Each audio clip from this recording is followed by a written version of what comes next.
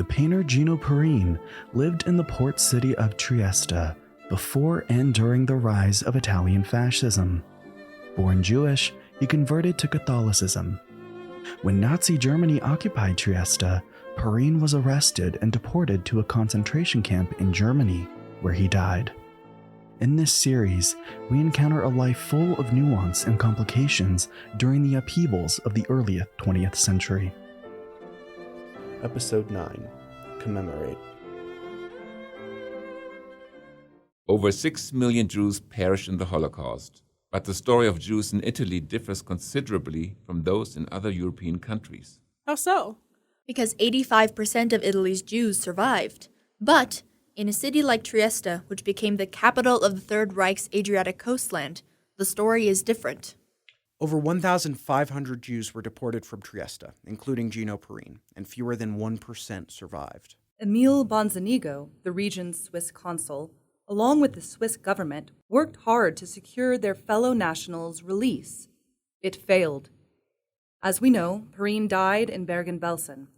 The news came as a shock to his family and friends.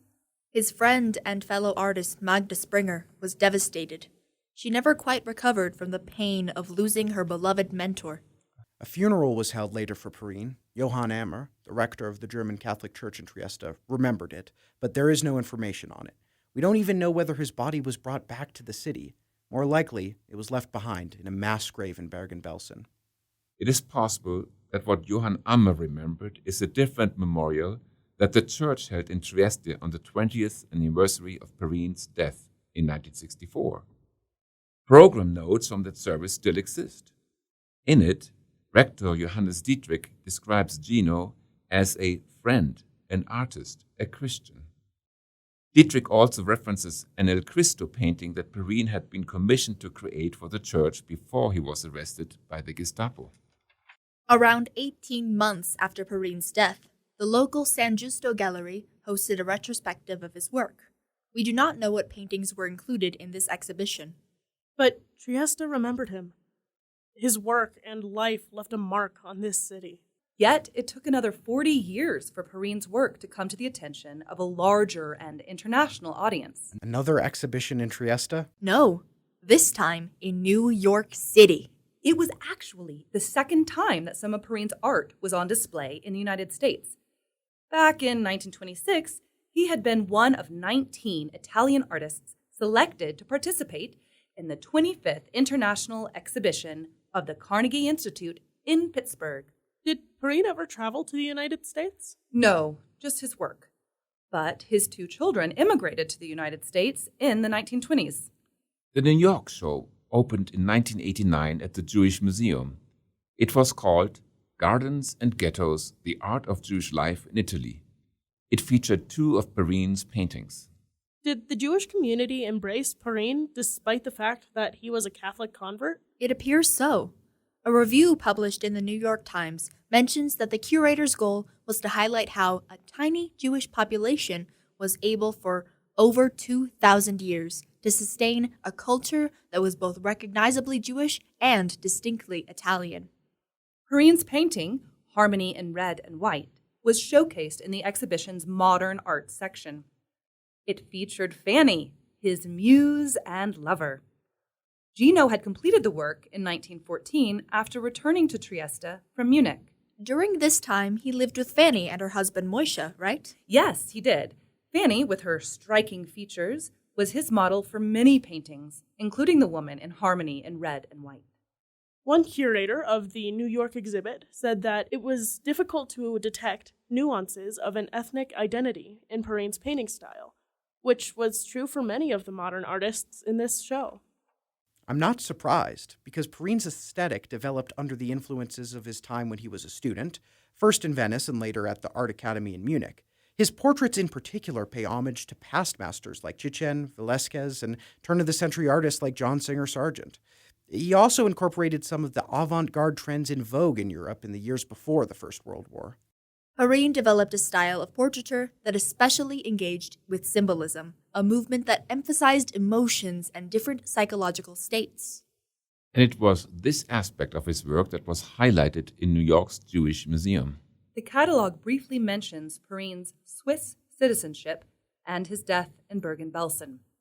But two important aspects of his life were not mentioned: his conversion to Catholicism when he was in his early 20s, and that many of his paintings feature Christian sacred themes.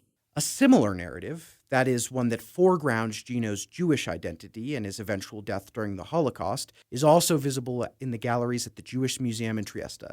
There, one of his self-portraits is on display. 15 years later, in 2003, Claudia Ragazzoni published a monograph dedicated to Parin's complete oeuvre. She acknowledges the artist's multiple identities during the different periods of his life, as Austrian, Swiss, Italian, Jewish, and Catholic. Another decade passes. Then, in 2015, an exhibition in Trieste features Parin's cosmopolitanism by displaying his 1920 painting of a man smoking a pipe. A man with a pipe? So why is this important? Seems like a pretty basic subject for a work of art. On one level, it is, but on the wall behind the man smoking a pipe, Parin painted a map showing Italy and the Adriatic coast that reached further north to other countries. So The map is not accidental. Gino created this painting shortly after the end of the First World War. The map may have reflected the geographical and cultural ambiguity that he and other German speakers in Trieste felt during this period. No longer citizens of the Austro-Hungarian Empire, but not yet integrated into the Kingdom of Italy. Fascinating.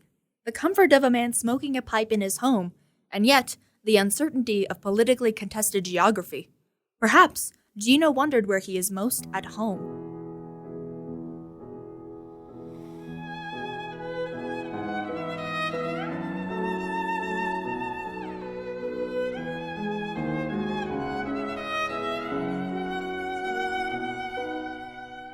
The 2015 exhibit, by the way, was organized by the province of Trieste. It featured the work of over 50 artists from the region and was on view at the city's cultural center for about 2 months. The curators wanted to demonstrate how progressive, rather than provincial, Trieste was as a cultural and artistic center in the first half of the 20th century. this would explain the title of the exhibition. The World is There, Modern Art in Trieste, 1910 to 1914. There! The city was cosmopolitan in the early 20th century, and Parin was part of it. What is even more interesting for our story is that the world is there are Parin's own words. He penned them in 1926 in one of his surviving notebooks. I can just picture Gino working on the sketch of rooftops.